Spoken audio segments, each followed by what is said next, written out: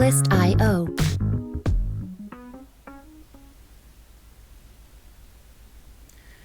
Hola a todos. Bueno, vamos a presentar una tesis de inversión de una empresa que está ganando posición hace un tiempo en cartera. Entonces creemos que es interesante explicarla un poco en detalle. Vamos a entrar mucho en detalle en lo que es la empresa. Y es un ejemplo interesante de cómo encaja en el estilo de inversión que tenemos en los fondos. Entonces, la tesis se trata del sector en el que estamos incrementando bastante peso, que es el real estate. Claramente en el ejemplo que le vamos a dar hay una subvaluación que estamos viendo. La empresa tiene un portafolio también único de activos y además todo esto lo combina con un balance muy sólido, incluso sin deuda, que es difícil encontrar en el rubro real estate.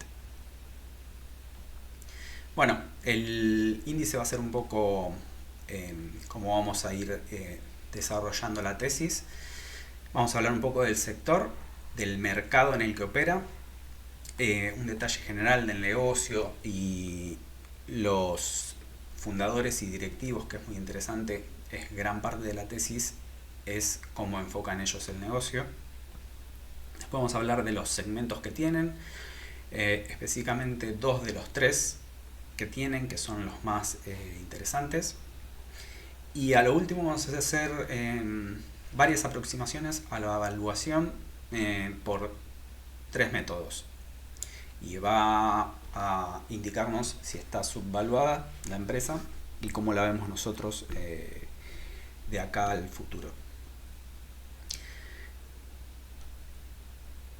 Bueno, en cartera se está incrementando en realidad la exposición a real estate, no porque elijamos nosotros empresas de real estate, sino cuando entramos en los screeners o vamos seleccionando empresas del watchlist, las que vemos más atractivas casualmente son de ese rubro y ingresan en cartera luego del análisis, y es porque obviamente se están poniendo a evaluaciones atractivas. Hoy ya representa esto, ya es incluso, está llegando al 10% de las carteras, la Magna y la Small Cap. En ambas tienen los pesos muy parecidos en la parte de real estate y similares empresas. Bueno, ¿por qué nos enfocamos en el sector? El sector es históricamente un sector muy bueno, incluso si lo comparamos con el Standard & Poor's, vemos que la rentabilidad histórica que tuvo el sector inmobiliario en Estados Unidos fue mucho más superior que la del S&P. Entonces, bueno, ya acá nos estamos dando cuenta que es un sector en el cual siempre nos tenemos que estar fijando a ver cómo viene de evaluación. Esto vemos que es un gráfico hasta el 2016. Vemos que el 2016, esta correlación de que fue muy superior frente al S&P en el momento de la crisis 2020 de pandemia. Vemos que cuando colapsaron ambos índices, pero el real estate tardó en recuperarse, y de ahí en más prácticamente sus rentabilidades fueron parecidas, con lo cual el S&P adelantó por la baja de tasas bastante al índice de real estate. Entonces es acá donde vemos una primera aproximación a por qué nos están apareciendo muchas empresas del sector, porque se están retrasando en relación a su valoración. Esta acción tiene 2 características que vamos a resaltar. Dos características que nos interesan. Este cuadro es interesante porque nos dice desde el 2010 hasta ahora, año a año, qué sector fue el ganador en el mercado de Estados Unidos. Por ejemplo, large cap, small cap, rates, y así cada año el recuadro que está en la parte superior, o sea acá, nos dice si que fue el ganador de ese año. Luego, bueno, vienen los demás. Y lo que vemos que siempre hubo bastante seguido lo que son small caps, que están en naranja, en este caso, acá 2013, 2016, 2020. Y lo que es rates, real estate, también en celeste. Vemos que hubo muchos años en los que se intercalaban ellos dos. Hubo acá, vimos que en 2016 se empezaron a separar. Acá, en pandemia, levemente tuvieron buen comportamiento tanto los rates como las small caps. Y de ahí en más, vemos que un largo periodo de ya 4 años llevan sin mejorar a los demás segmentos del mercado. Entonces, bueno, claramente es por eso que estamos incrementando o nos están apareciendo más empresas, sean small cap o sean de real estate. En este caso, justamente, la empresa que estamos viendo, además de ser un real estate, es una small cap porque capitaliza 500 millones nada más. Así que bueno, por 2 vías está subvaluada. Bien, ahora vamos a ver una serie de cuadros, van a ser 4 o 5 que nos van a decir en la macro cómo se vienen comportando el sector en Estados Unidos y cómo se está ralentizando, que claramente nos da una oportunidad por todo esto que estamos viendo. Estas son las existencias de casas en Estados Unidos y lo que vemos es que está en niveles similares a los de la crisis subprime, que fue una crisis muy severa del sector inmobiliario, con problemas de deuda, bancos que quebraban por el tema de hipotecas y demás. Hoy no es lo mismo, sin embargo, las casas en existencias están en niveles similares. Entonces ya acá hay una señal de que está pasando algo con el sector. Por otro lado, los desarrolladores no terminan de completar los inmuebles porque la demanda es muy baja. Entonces, al no ir terminándose y no ir entregando, vemos que el nivel de terminación de las propiedades se encuentra bastante plano en los últimos años. Otro dato también bastante llamativo es que este es un cuadro que nos contrasta los pagos de hipoteca versus los ingresos. O sea, cómo está ese contraste. Lo que uno paga de hipoteca versus lo que uno gana sería. Vemos que alcanzaron picos en el 89, en el 2008 y ahora. ¿Qué pasó en el 89? Justamente boom inmobiliario durante el 80 y luego obviamente colapso y pasó eso, que subieron las tasas, hubo inflación, hubo recesión en ese momento, con lo cual los precios subían y el poder adquisitivo de la gente era menor, se vendían menos casas y por eso se vio este pico. Bueno, en la crisis subprime todos sabemos que colapsaron y en pandemia Y ahora vemos los niveles que están incluso superior o igual que en la crisis subprime. O sea, los ingresos frente a lo que hay que pagar de hipoteca realmente es muy poco. Hay muy poco margen, por eso la gente obviamente no se endeuda y eso hace que rote menos el sector, que uno quiera cambiar de casa, que uno quiera comprar su casa nueva y demás. Otro dato llamativo, en ese momento, en el boom inmobiliario del 80, que luego fue colapso, vemos que el nivel de sentimiento de las personas que le hacían encuestas para ver si cómo veían el momento de acceder a la casa, se encontraba por arriba del 80% de negativismo. Vemos que ahora está en un nivel muy superior. En estos niveles, hoy están en el 84%. Las personas encuestadas creen que es un muy mal momento para acceder a la vivienda. Generalmente cuando hay tanto negativismo, es un buen momento para empezar a posicionarse, y eso es lo que estamos haciendo. Y un cuadro más que nos indica más o menos lo mismo. Esto compara el costo del alquiler o una renta, que es la línea esta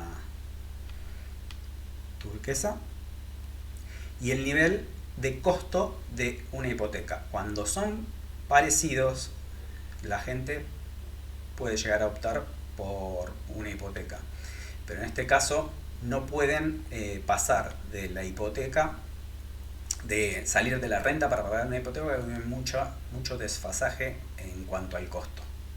Nuevamente vemos lo mismo, están altas las hipotecas, y esto a qué se debe, al nivel de tasas que es elevado y que es lo que creemos que va a ser el driver para mejorar todo este sector, aparte de lo que vamos teniendo en cartera en small caps y demás. La baja de tasa creemos que va a traccionar mucho, porque le pega de lleno a lo que hay que pagar de hipotecas. Son hipotecas muy largas, donde el componente de interés, si baja a la mitad, es bastante importante en lo que refiere a la cuota de los individuos que acceden. Bueno, un voto de confianza que tenemos justamente al cierre del trimestre anterior, la cartera de Warren Buffett, vemos lo que agregó en cartera, y casualmente ingresó 4 empresas del rubro inmobiliario, que es bastante llamativo porque no lo venía haciendo.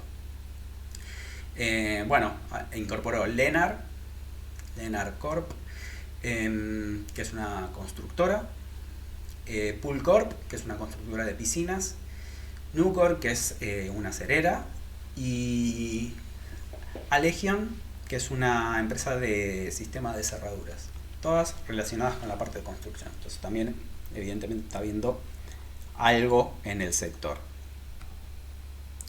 Bueno, ya entrando a la empresa es FRP Holding, cotiza bajo este ticker, FRPH, en el Nasdaq a $24,85. Y bueno, es un holding que vamos a tratar de explicar lo que hace y cómo se viene gestionando. Es un holding que desarrolla activos inmobiliarios, los opera bajo su dirección, con lo cual cobra rentas y los vende también. Con esto genera cash efectivo y lo que hace es reinvertirlos. Y con esto va generando cada vez más valor. Vamos a ver que es un negocio que tiene hace muchos años. De hecho, son 3 generaciones ya los que lo están manejando. La familia es la familia Becker. Y bueno, tiene un expertise en lo que es, yo creo que más, además de lo que es desarrollo inmobiliario, lo que tienen muy claro es la evaluación de las cosas, porque vamos a ver que a lo largo de los años realizaron muchísimas adquisiciones, no tanto adquisiciones, más bien escisiones, o sea, dividieron partes de la empresa, armaron nuevas. Ellos lo que tienen mucha capacidad de armar empresas, ponerlas en valor, y cuando aparece el indicado para vendérsela, la venden, no tienen problema venderla a un precio indicado, siempre creando valor, porque ellos siempre tienen gran parte del negocio en acciones. Entonces esto nos da un aval de confianza de que no están haciendo trampa con la contabilidad. Más allá de que la revisemos, es interesante saber y dormir tranquilo de que están jugándose también el pellejo al lado nuestro. La historia, bueno, comenzó en 1929 con sería el abuelo de uno de los directivos que está hoy al frente, Thomson Becker. Lo que hicieron fue, arrancaron con una empresa que era más bien un pozo de arena. Lo que hacía era vender ese agregado nada más, únicamente arena. Luego, bueno, fue mejorando el negocio, en este momento se fusiona con Florida Rock, y ahí ya empieza a expandirse en lo que son canteras y empresas directamente que realizan la excavación y desarrollo minero de agregados, no solo de arena, sino de concreto, granito, un montón de agregados que se usan y se utilizan para la construcción, más que nada dentro de la zona de Florida, que justamente es la zona de más desarrollo en Estados Unidos. Bueno, ya en este momento tenían toda la explotación de las canteras, esto es 1980, incluso tenían el transporte, tenían las entregas, todo, o sea, tenían todo el negocio vertical ellos mismos. Serían como Loma Negra en Argentina, la parte de cemento, que tienen toda la parte vertical armada. Pero, ¿qué pasó? En este momento se dieron cuenta que era un negocio muy cíclico, porque obviamente esto depende mucho de la ciclicidad de la parte inmobiliaria en Estados Unidos, y empezaron a darse cuenta de eso y empezaron a acomodar el negocio. ¿Qué hicieron? Primero sacaron de encima la parte de transporte y bienes raíces. En 2007 lo que hacen es venderle a Vulcan Materials. Vamos a ver una historia de muchas ventas y generación de valor. Ya acá están vendiendo una parte importante por 4.6 billions, lo que es Florida Rock. Luego, con un excedente,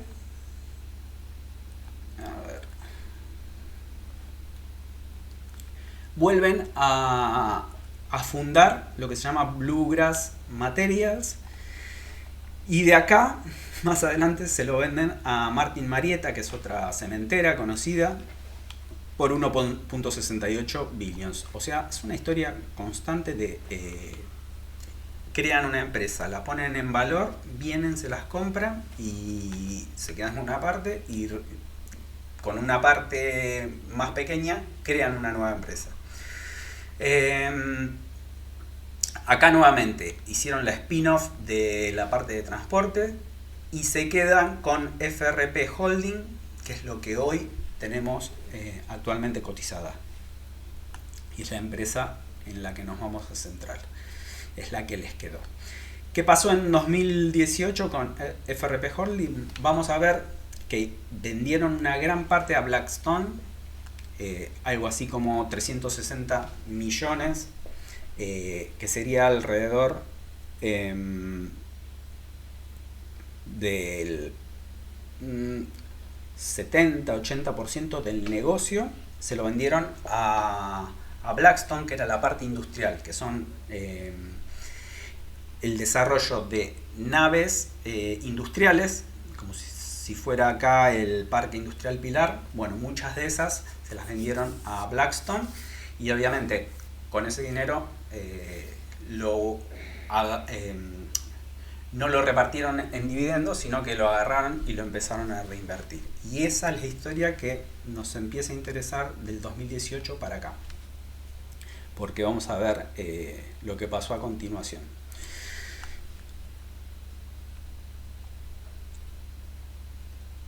Bueno, el primer pantallazo que vamos a ver es la creación de ingresos que tiene la empresa, que ellos el sector, en el sector se denomina NOI, que es Net Operating Income, que vemos del 2018 a ahora les creció a un 18.7%. Esto es un nivel muy alto de crecimiento. Sería como el alquiler que cobra un desarrollador cuando termina una propiedad y la pone en alquiler. El NOI sería como el ingreso antes de los impuestos. Y esto es interesante porque esta creación de valor, luego de que habían vendido esa parte, la hicieron, pero no se consumieron todo el capital, porque acá lo que vemos en columnas azules es cómo siguen acumulando cash. Y esto va a ser porque tienen tres líneas de negocios. Tienen esta parte industrial, que desarrollan y alquilan. Tiene una parte multifamiliar, que es la que alquilan a individuos, que sería el retail. Y tienen una parte que conservan, que es la que vimos de royalty, que son básicamente explotación de canteras de granito. Y eso es lo que les da un flujo constante y hace que el cash se les acumule y no se, por más que reinvierten, vamos a ver cómo van reinvirtiendo, no se están consumiendo el cash. Y eso es una buena señal para monitorizar lo que vienen haciendo. Ok.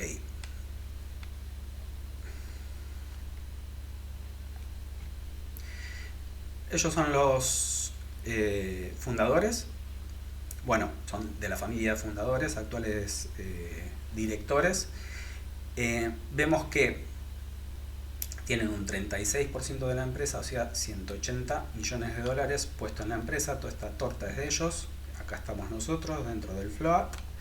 Y bueno, es interesante ver que ellos están al frente, pero también se están jugando bastante capital. Bueno, como les explicaba, el negocio tiene tres segmentos. Uno muy estable, que es el de minería y royalty, que básicamente lo que hacen, como ellos vieron que era muy cíclico el negocio de explotar la mina y vender, lo interesante que hicieron fue realizar contratos con las principales cementeras y ceder esa explotación. Entonces ellos lo que hacen es alquilar esas minas y lo tienen con una forma de encarar los contratos muy interesante, que les hace conseguir un flujo constante y evitar los valles que después vamos a ver incluso en pandemias siguieron cobrando a pesar de estar todo parado. Así que eso es un poco lo que nos gusta del negocio. Esto no me está escribiendo, no sé por qué. Bueno, el segundo segmento es el industrial y comercial, que sería el de las naves, que se les alquila a empresas de logística,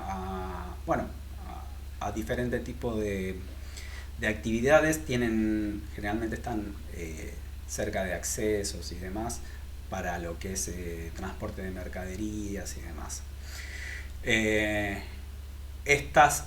Este tipo de naves lleva un tiempo de construcción mucho más bajo que el tercer segmento, que es el multifamily, que es el más, digamos, el menos rentable, pero que ellos dicen que lo utilizan porque les da estabilidad cuando surge algún problema con alguna de las otras de los otros segmentos. Entonces, bueno, está ahí, no es el mejor, porque es el que más... uy, es el que más ciclicidad tiene también, porque, bueno, básicamente son contratos con personas y en los demás segmentos son contratos primero con las principales cementeras, que el contrato con las cementeras es muy interesante porque tienen, ellos cobran un fee por lo que extraen, pero si la cementera un año no extrae, igualmente tienen un fee mínimo que les debe pagar, con lo cual en cualquier escenario ellos siguen cobrando un fee de alquiler por estas canteras. Bueno, esta es la distribución, por ejemplo, de la parte de minería, minería y royalty. Vemos que están muy bien ubicados por Florida. Lo interesante es que son casi monopolios porque es una vez que se agota, no se puede, o sea, una vez que se agota, se agota. Son canteras que tienen vida útil todavía, pero no les pueden competir porque primero que es los permisos para abrir una cantera son cada vez más restrictos y son casi monopolios porque es un material de tan bajo valor agregado que el transportarlo desde una cantera muy lejos deja de ser rentable porque lo encarece mucho el mismo transporte. Entonces es como que pueden, vamos a ver después cómo ellos pueden ir ajustando los precios por arriba de la inflación tranquilamente. Así que desde ese punto están muy protegidos ante la inflación. Vemos que en los últimos años, que fue muy estancada la actividad de real estate, ellos igualmente no vendieron más toneladas, pero sí ajustaron mucho el precio y por esa variable les creció el ingreso. Y acá está. Esto sería del agregado de la parte de minería. Cuando uno realiza esa venta y lo pone en ingreso, ¿cómo lo puede proyectar? Precio por cantidad. Acá vamos a ver que el precio, el royalty agregado, creció a una tasa del 5% durante un periodo y al 6.4% del 19 al 24 en otro periodo. Pero las toneladas, que es esta línea verdecita, estos son el precio, las barras son el precio, o sea, del total vendido, y la línea son las toneladas. Vemos que las toneladas, o sea, la cantidad se mantuvo estable. Lo que aumentó a tasas de arriba del 5% fue el precio. Con lo cual es una empresa muy defensiva en periodos de inflación. Y acá está el ejemplo. Esto es muy atrás, llevaba al año 70, lo que fue aumentando el agregado de estas canteras.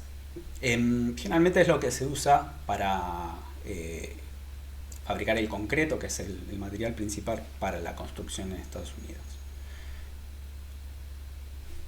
Bueno, la parte industrial y comercial. Esta es otra de las patas interesantes del negocio. Es la parte que desarrollan naves industriales y que básicamente las alquilan a empresas y empresas de primera línea. Acá vemos, después que vendieron gran parte de este negocio, este es el negocio que vendieron a BlackRock, es como que empezaron de nuevo con el desarrollo, con ese flujo de ingresos que tuvieron. Entonces arrancaron con un NOI o ingresos por alquileres, digamos, de 14 millones y hoy están en alrededor del 38 en total. Vemos que históricamente desde el 19 la parte industrial que habían vendido era solo el 9% de todo lo que facturaban. Hoy es alrededor del 12% y estiman que para el 2030 va a ser alrededor del 30%. O sea, quieren ir haciendo cada vez más importante la parte industrial y la que se va a quedar media estancada va a ser la de royalty, porque es difícil encontrar nuevas canteras y demás. Entonces están poniendo mucho énfasis en los otros dos sectores, pero más que nada en el industrial, que vemos que se va a multiplicar frente a los otros dos porque es el más rentable, el más fácil de construir, lleva mucho menos tiempo de construcción el industrial y comercial que el multifamily.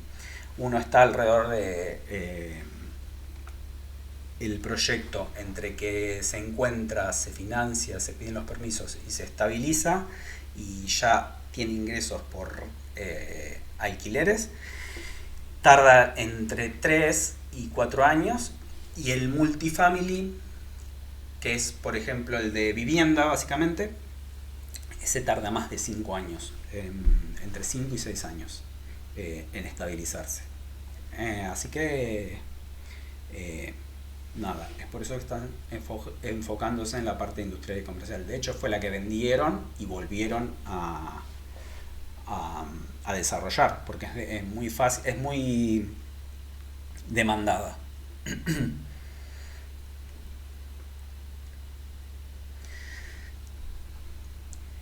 Y acá vemos parte de esa proyección. Ellos quieren en 3 años, del 24 al 28, lo que quieren es prácticamente triplicar el ingreso por alquileres que van a tener en la parte de industrial y comercial. Pero no es una proyección en el aire. Ellos ya tienen iniciado los 3 proyectos con los cuales van a doblar los square foots, ¿cómo se llaman en castellano? Los pies cuadrados. Ellos ya tienen todo el desarrollo hecho de cómo lo van a doblar. O sea, ya está muy avanzado este proyecto, estos 3 proyectos. Acá lo dicen. Y o sea que están ya para el 2028 van a estar estabilizados, con lo cual esto es muy factible que lo puedan hacer, que es llegar de un alquiler que sea de 4 a 11 millones, solo el segmento industrial, y esto nos va a servir para contrastar contra las valoraciones que estamos realizando nosotros sobre la empresa. Lo que es multifamily es, bueno, como dijimos, lo utilizan más para diversificar y no tener tanta exposición a los otros 2 segmentos. Vemos todos los desarrollos que tienen, son bastantes y los van haciendo en etapas, en fases. Para que nos demos una idea de dónde están emplazados, son zonas importantes de Washington DC. Vemos que esta misma zona está en torno a la Casa Blanca, el Smithsoniano, el Monumento a Lincoln, el Pentágono, Navy Yard. Si vieron la serie NCIS, transcurre toda acá porque es una zona naval. Acá viven generalmente la cúpula militar y bueno, todos los que son los marines y demás están generalmente cerca de esta zona. Por eso desarrollan mucho multifamily también. Una estrategia muy buena que realizan ellos con la parte de multifamily es que es la más sencilla de de pedir deuda. Ellos hicieron algo extraordinario en 2021. Como estaban las tasas muy bajas, pese a que ellos tenían una torta de efectivo en cartera por la venta de esa parte que le vendieron a BlackRock, ellos tomaron deuda hipotecando parte de dos desarrollos, solo dos desarrollos, el DOP 79 y The Maren. Estos dos préstamos le significaron un ingreso de 150 o 180 millones al 3% anual.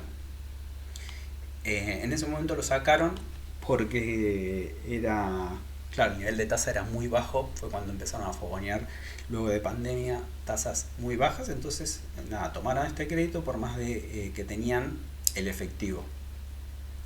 Y lo que hicieron de bien con esto fue no cancelarlo. 180 millones son estos, 90 más 90. 180 millones al 3%, y con esto lo utilizan obviamente para ir desarrollando. Ahora vamos a ver un ejemplo con esta parte de crédito, por ejemplo, que van tomando, cómo ellos generan valor. Lo vamos a explicar con un ejemplo. Este es el total, pero lo vamos a explicar acá con un ejemplo de cómo generan valor, que esto lo puede aplicar cualquiera en la parte inmobiliaria, que es bueno en explicar un poco cómo se apalancan y generan ese retorno extra para el accionista, para nosotros, y cómo por eso podemos proyectar valoraciones más altas en la acción esta. Ellos lo que hacen, inician el proyecto, ven... Permiso, voy a tomar agua. Lo vamos a hacer de corrido, aunque es un poco extenso, pero bueno, porque merece la pena. Bueno, ellos hacen lo siguiente: encuentran un proyecto a desarrollar que les va a salir 100.000, supongamos, $100.000. ¿Qué hacen? La empresa FRP generalmente pone 45, tómenlo como porcentaje si quieren, 45.000, y se financia con deuda el otro 55.000, con lo cual arrancan el proyecto con ese formato generalmente de efectivo y de deuda, porque los inmuebles se pueden apalancar hasta un 75%. Pero bueno, al inicio del proyecto lo comienzan así. Una vez que el proyecto ya está terminado y generando rentas, inicia con la parte de estabilización, o sea, no está al 100% alquilado, generalmente le reportan las unidades rentadas alrededor del 6.75%. O sea, cada 100.000 que pusieron ellos en este inmueble, que obviamente ya no vale 100.000, pues 100.000 es lo que desarrollaron. El inmueble terminado tiene otro valor, pero ese valor, o sea, con esos 100.000 les está dando anualmente 6.750. O sea, el cap rate es el porcentaje de alquiler que les genera la inversión realizada. Invirtieron 100.000 y anualmente ellos ya están ingresando 6.750. Entonces su cap rate se dice que es de 6,75%. Estos son todos términos que se utilizan en el rubro inmobiliario en Estados Unidos. Por eso, imagínense que las bases de datos que tienen por lugar, todo esto es contrastable, lo pueden ver en bases de datos, que son números que se utilizan generalmente allá. Entonces, una vez que lo tienen estabilizado, ¿ellos qué hacen? El proyecto pueden tenerlo, por más que estén rentándolo, lo tienen generalmente a la venta. Estos negocios no se manejan publicitando la venta, porque son complejos muy grandes que los tiene que comprar un BlackRock, o bueno, empresas que se desarrollan en el rubro. Una vez que lo tienen rentado, ya en el sector se sabe que lo tienen a la venta. Su precio de venta generalmente es a un cap rate de 5.5. 5.5, 5.6 digamos. Más bien tirando a 5.6%. ¿Esto qué quiere decir? Si ellos cobran 6.750, si ustedes lo dividen por el cap rate que ellos quieren, les va a dar el valor que están pidiendo por el inmueble. Por el inmueble están pidiendo $123.000. Si lo venden a ese precio, bien. Si no, lo siguen alquilando con sus ingresos anuales de el 6.75% anual. Les está generando de caja. Con lo cual, ellos tienen estas dos palancas. Cuando les ingresan, esos, si supongamos que sí lo venden, como vamos a ver que pasó, lo venden 123.000, ¿qué hacen? Una vez que le ingresan estos 123, liquidan la deuda inicial, que era de 55.000, supongamos que solo pagaron intereses hasta ahora, cancelan toda la deuda y les queda en efectivo 68.000. Con lo cual el retorno sobre el monto inicial de 45.000 que pusimos o puso FRP y nosotros que somos accionistas por la inversión, recibimos 68. O sea, recibimos el retorno sobre la inversión de cada proyecto que ellos realizan, estabilizan y venden es de alrededor del 50%.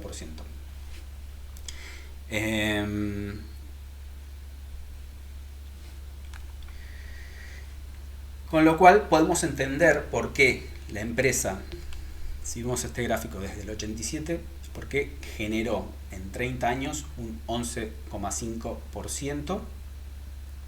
Si lo vemos desde el inicio, 38 años, generó un 9%, pese a que el último periodo desde el 2008 lleva plana la acción.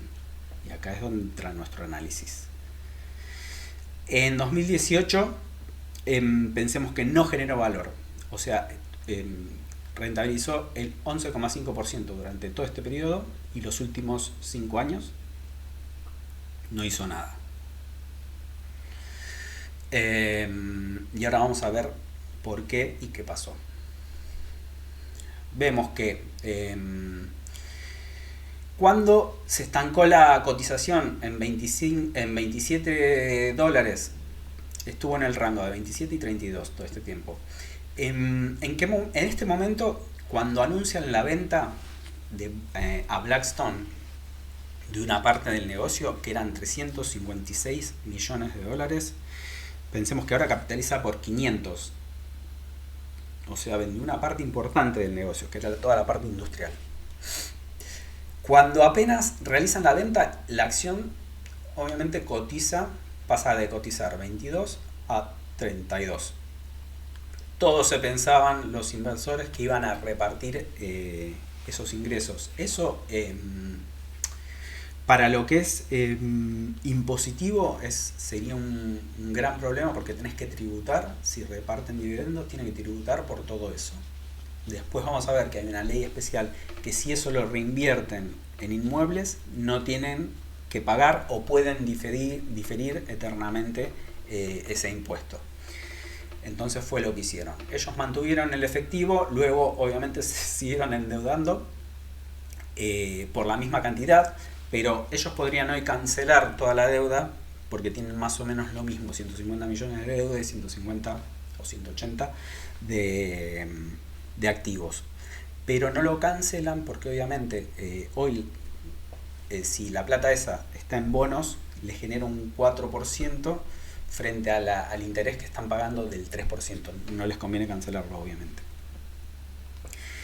Bueno, vemos que de ahí la acción cayó en 2020 por el tema pandemia, pero vamos a ver que los ingresos no cayeron, porque ellos tienen sus convenios con las principales cementeras, Martín Marietta, Vulcan Materials, Cemex. Bueno, las principales alquilan sus canteras y esas empresas difícilmente quiebren y le siguieron pagando incluso en pandemia. Entonces vemos que del 18 hasta acá, el periodo que vamos a tomar nosotros lo tomamos con una pandemia en el medio, con 2 años prácticamente sin actividad. Así todo nos da una proyección muy buena del negocio y entendiendo que la cotización no hizo nada, hoy está en 25 incluso, $25 acá.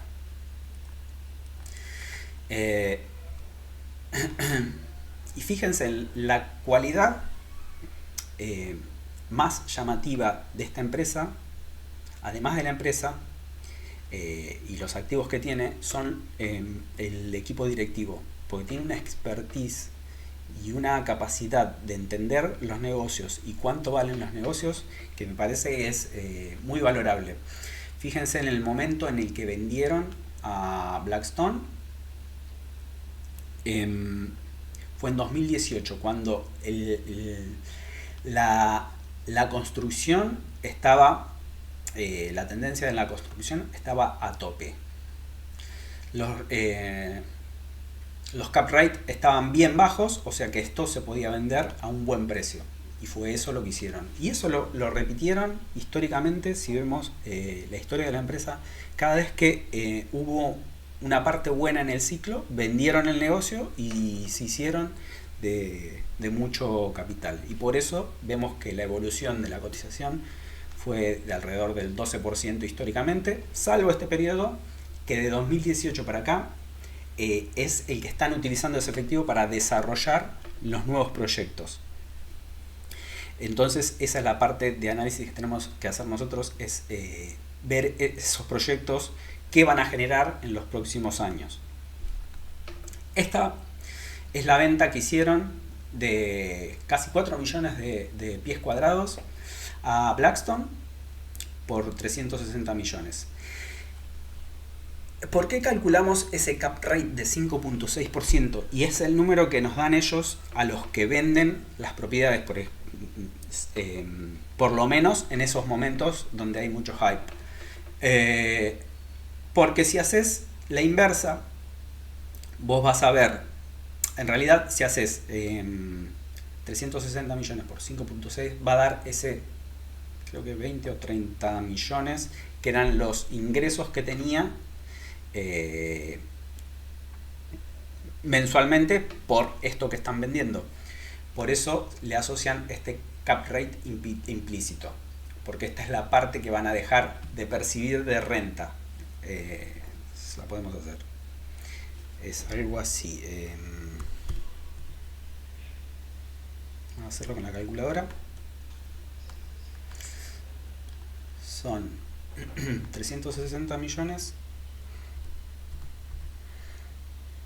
por 0.0056, 20 millones. 20 millones es lo que dejan de percibir de ingresos mensuales. Entonces eso es lo que están, por eso le dan este implícito de 5.6% y por eso le dan este valor. Así es como se evalúan un poco los inmuebles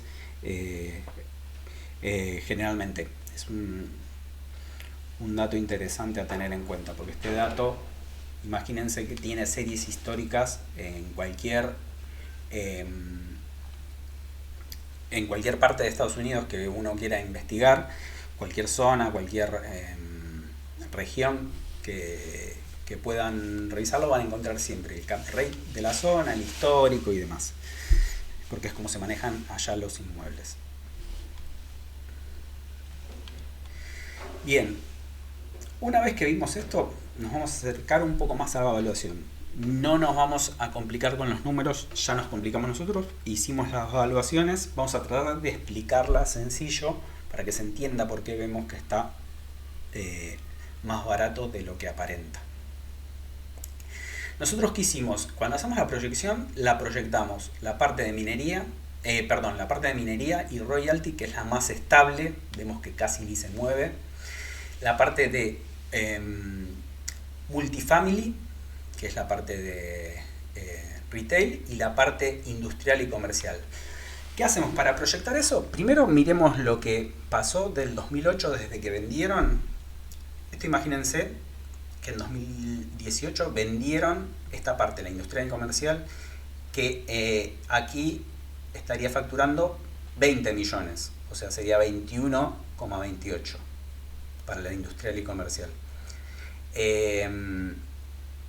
Sumada a la multifamily que generaba 4 o 5, y la de mining y royalties que generalmente es muy estable, arrancó, si nos fijamos, arrancó en 12, 13 millones y hoy está en 14, 15.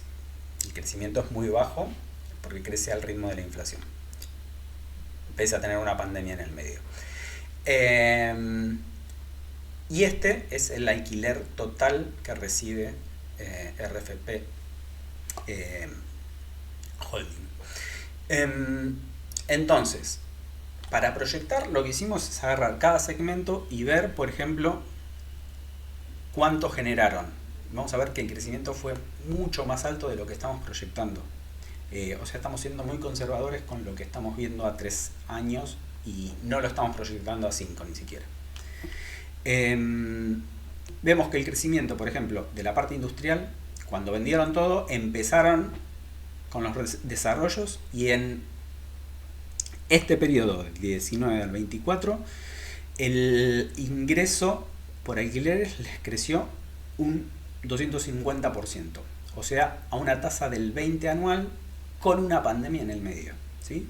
Que les consumió, calculo que un año y medio mínimo de inactividad. La parte de multifamily creció más rápido aún, al 290%, sería una tasa de crecimiento del 23 anual, pasó de 4 a 18. Y la de mining es la que vimos que solo ajustó por precio, no se puede generar más, es lo que hay y es lo que van extrayendo las empresas. Creció en un total un 12 o un 2.3 anual. Todo esto dio un ingreso por rentas que creció al 16%. Tengamos este número en la cabeza, creció un 16% anual con una pandemia en el medio. Lo que hicimos entonces fueron dos casos. Pese a que creció al 16 anual, nuestra proyección base está creciendo en un total a un 3,5 y en el bull case, o sea, la parte más positiva que le vemos a 3 años, lo hicimos crecer a un 4.8%, no al 16 como creció estos últimos años. Al 4.8 y al 3.5 en el caso malo. ¿Qué hicimos? La parte industrial que crezca al 6, la multifamily al 3 y la mining y royalty al 3, suponiendo que no está haciendo mucho. En el bull case, ¿qué hicimos? En la industrial y comercial asumimos que llegan a un crecimiento del 11% porque esto es lo que calculan ellos que pueden crecer. La parte multifamily al 4, vemos que aumentamos levemente en el bull case lo que son las estimaciones. Entonces el crecimiento es muy bajo para ambos porque hicimos una proyección a 3 años muy conservadora. Ahora bien, ¿esto qué nos da? Esto era así. En la preventa, acá vamos a ver los 3 periodos principales de la empresa. En 2018, antes de la venta, hoy, 2024-2025, son los números de ahora, y la proyección 2028, que sería 3 años. El caso base que dijimos, que es este, y el caso pool. ¿Cuánto daría el precio o el NAV o el valor total de los activos? El NAV es el valor total de los activos. Net Asset Value es lo que vale todo lo que tiene la empresa. Entonces, en la preventa ya vimos que ellos de alquileres, yo le digo alquileres, es el NOI, pero lo llamamos alquileres para que se entienda, de alquileres recibían 32 millones. Si hacemos el NAV de ese momento eran 577 millones, el total de los activos. Pero ¿qué pasó? Vendieron 360 a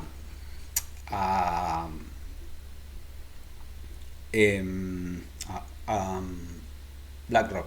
No, BlackRock no. Sí, a BlackRock. Le vendieron los activos por 360 millones. La acción cotizaba a 22, con lo cual estaba a un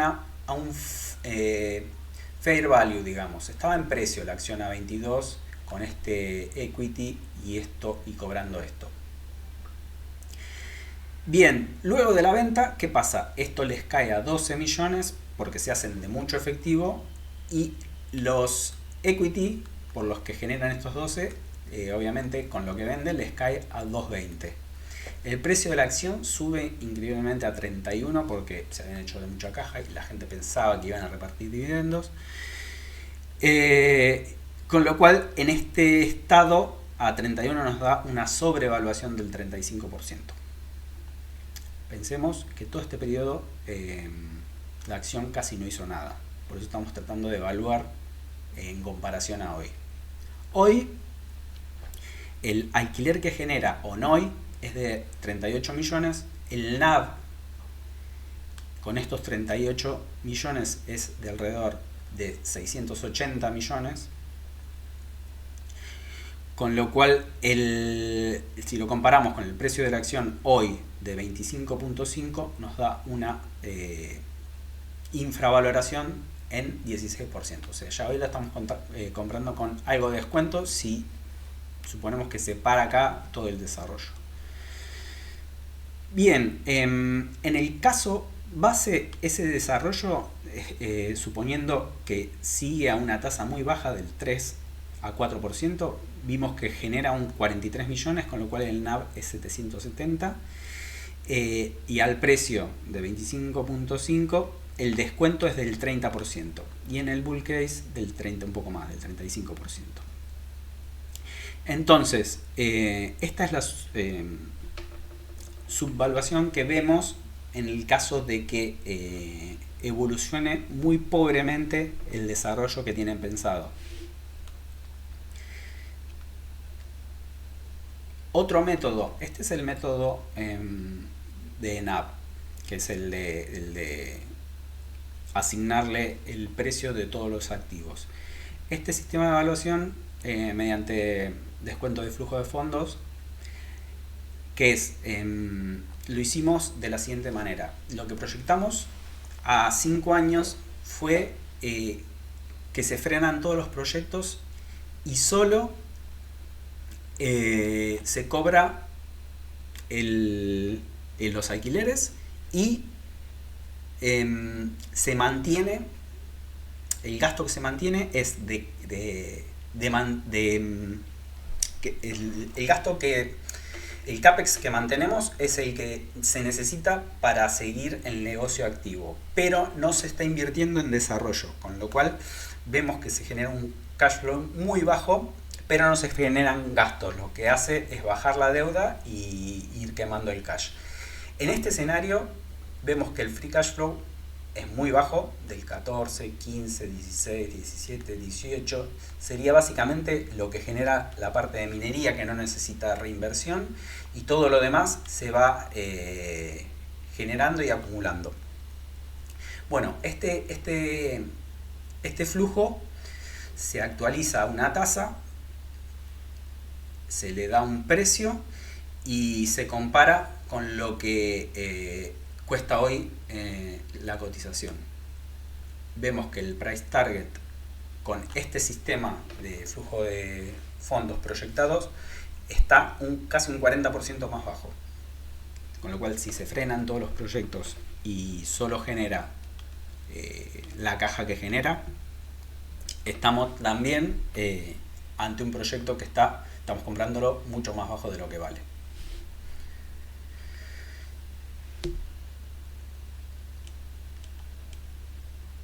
Bien, pese a ese proyectado que hicimos nosotros, ¿qué nos dice la empresa? La empresa nos dice que en 5 años su plan de desarrollo es el siguiente. Van a generar, que ya tienen identificado y desarrollándose, entre 90 millones de activos más 40 de deuda. Esto les va a generar casi 10 millones adicionales de alquiler de acá al 2030. La parte industrial les va a generar 23 millones. Esto es, no están identificados, están en etapa, sería de previa al desarrollo, sería una etapa antes de ya empezar a desarrollarlos. Esto ya vemos que la parte industrial que está en perspectiva es un poco más grande, pero esto les va a generar un 23 millones más. Y la parte también identificada y ya en desarrollo de multifamily están con 80 de equity más 98 de deuda, les va a generar 12 millones más. Con lo cual, en 2030, ellos lo que estiman es que su NOI o alquileres va a ser de 44 millones adicionales, o sea, lo que ya tienen, les van a sumar 44, o sea, van a doblar prácticamente el ingreso según sus estimaciones. Pensemos, nosotros, las estimaciones nuestras son de crecer al 4 o 5%. Esto es doblar esos ingresos. En base a eso, un sistema más de evaluación que es suma de partes, SOTP, Sum of Total Parts sería. Y esto también lo dan ellos. Ellos básicamente toman cada segmento, le aplican un cap rate muy conservador, pueden chequearlo, esto se puede chequear en cualquier lado. Y en base al NOI que generan ahora de 36, pensemos que quieren doblarlo dentro de 5 años. Ellos lo que hacen es, con el NOI que generan, el cap rate estimado por zona, por proyecto y por sector, le dan un valor, un rango de valor. ¿Cómo se llega a esto? Por la inversa. Ustedes hacen el precio dividido el cap rate y les va a dar el NOI dividido el cap rate les va a dar el valor del inmueble. Esto lo pueden hacer también con un alquiler común. Y a este valor que les termina dando el total de la parte 1 lo dividen por la cantidad de acciones, con lo cual van sumando acá y les da el rango de valoración de las acciones cuando de lo que hay ya hoy. Hoy el rango de valoración es entre 27 y 30. Muy conservador, para ellos este es el valor de los activos hoy. Que no, o sea, pueden decir que está en valor porque está este precio, a $25 la acción. Lo que no se está teniendo en cuenta es la segunda parte, que son los activos bajo desarrollo, que son alrededor de 60. Las tierras, que no se tienen en cuenta. Las fases del multifamily, que tampoco se tienen en cuenta. Y los joint venture, bueno, esto es muy poquito. Y el total que les da es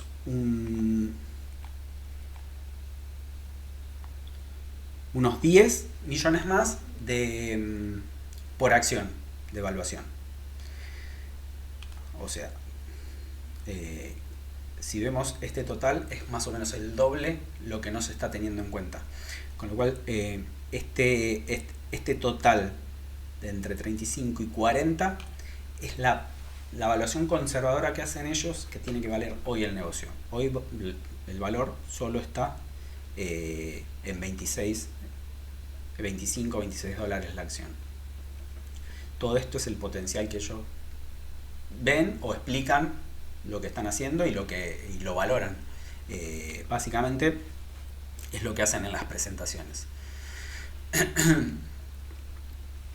Dos ajustes que hacemos porque nos pueden decir hay una partida que es ya dijimos, de impuestos diferidos, que creemos que no lo van a ejecutar nunca, pero bueno, si quisiéramos netearlo con algo, lo que hacemos es, ellos con la parte de minería, por ejemplo, que les está por caducar en 2027 con Vulcan Materials y también con Vulcan Materials, ambos proyectos, los que hacen es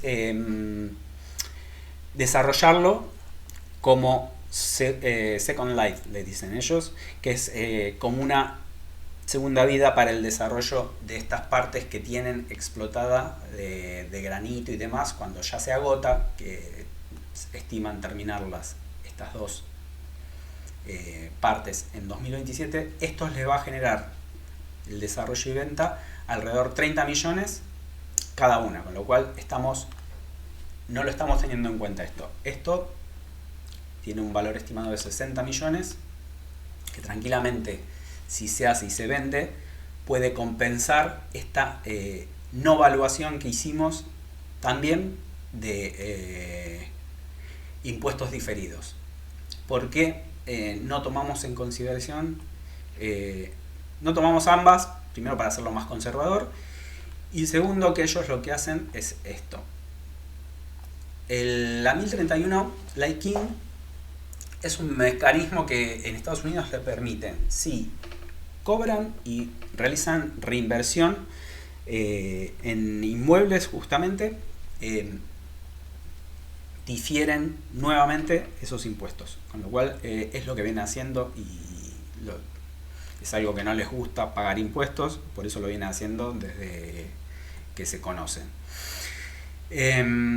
Con lo cual creemos que es muy raro diferirlo. En todo caso, si no se difiriera, no estamos tomando en cuenta estos Second Life que ya vienen y los estamos neteando con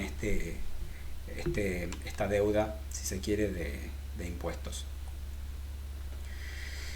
Y bueno, como conclusión, posibles razones de infravaloración pueden ser que la empresa y la directiva no es promocional. Ustedes, si ven la call conference, en la última hubo una sola pregunta, que es de un viejo gestor que los sigue hace muchísimo.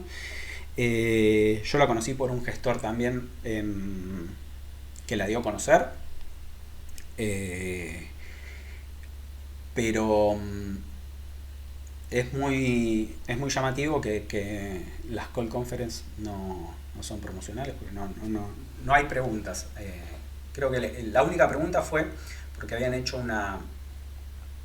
un due diligence que le salió, fue bastante grande, se ve, le salió un costo extraordinario de 700 millones, si no mal recuerdo. Entonces le preguntaban si era acorde a lo que ya habían hecho o estaban haciendo cosas con tamaños nuevos. Y le dijeron, no, es básicamente lo que venimos haciendo, no podemos dar mucho detalle.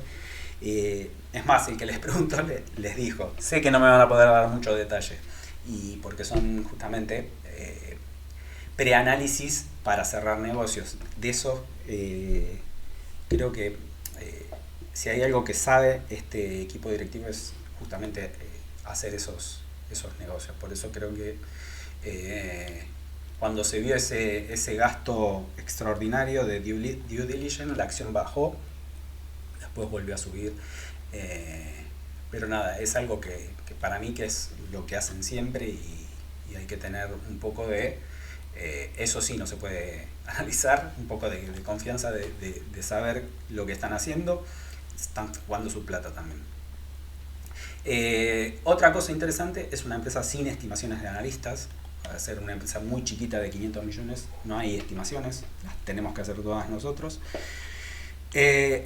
Otra es que ópticamente está cara, aparece, no sé a qué PER, pero un PER altísimo, con lo cual no aparecen los screeners. Yo, si no era porque la conocía ya por un inversor que sigo, no la hubiese no hubiese estado en el radar. Otro tema por la infravaloración es que no reparte dividendos. Es raro encontrar, primero, que no tenga la estructura de REIT, de Real Estate Investment Trust, que lo que hace esa estructura es no pagar impuestos cuando reparten dividendo. Por eso generalmente los REITs reparten mucho dividendo, porque si reparten, creo que hasta el 90%, quedan exentos, si no tienen que pagar, entonces obligatoriamente cuando hay ganancias reparten. Este tiene esta otra estructura muy bien utilizada de reinversión, para nosotros mucho mejor porque los dividendos nos comen retención en Estados Unidos a los inversores extranjeros, con lo cual nos sirve este tipo de management. Además de que el segmento real estate está deprimido, es una empresa de small cap que también está en un sector deprimido. Con lo cual vemos eso como posible subvaluación y que siga trabada ahí desde el año 2018 al mismo precio. La vemos como un bono, esta acción, un bono con una opcionalidad muy positiva, porque si revisamos la beta, que es cómo se mueve en relación al índice, es del 0,6. O sea que cada 1% que el S&P se mueve para arriba o para abajo, esta acción se mueve para arriba o para abajo un 0,6. O sea, se mueve la mitad. O sea, el sufrimiento de la gente va a ser la mitad en caso de movimiento con este tipo de acción. Por eso lo vemos más bien como un bono, porque además tiene poca deuda, tiene mucha liquidez. Y bueno, nos sentimos bastante cómodos con aumentar la posición acá. Posibles riesgos, obviamente mala ejecución, mayor deterioro del sector. En vez de que mejore o siga igual, serían los dos escenarios que vimos, un deterioro del sector. Un escenario malo sería recesión, esto también sería malo. Recesión que vendría atrás con una suba de tasas, que también sería malo. Pensemos que la deuda la tiene tomada hasta el 2033, con lo cual no tienen necesidad de tomar nueva deuda. Con lo que tienen están desarrollando todo y lo están haciendo más que bien, me parece. Así que, bueno, queríamos presentar un poco esto y recuerden que si les gusta este tipo de empresas o les gustaría invertir en este tipo de empresas, lo pueden hacer con nosotros mediante estos dos brokers. Nos llaman, podemos tener una reunión, dejamos los datos abajo. Así que nada, esta es una empresa con un porcentaje muy chico en la cartera, pero cada empresa que tenemos tiene una historia muy similar de análisis y de profundidad en lo que estamos invirtiendo. Más ahora donde creemos que salir, que es lo que explicamos siempre, salir del mercado argentino y de la volatilidad que ya tenemos si generamos nuestro ingreso acá, es bueno por lo menos resguardar la inversión un poco en países más estables. Entonces, nada, es una mirada y una opción que damos nosotros desde Valkyria en nuestros dos fondos. Así que bueno, si quieren acceder a la cartera y demás, o delegar la gestión, nos avisan y podemos tener una reunión. Así que bueno, eso es todo. Muchas gracias.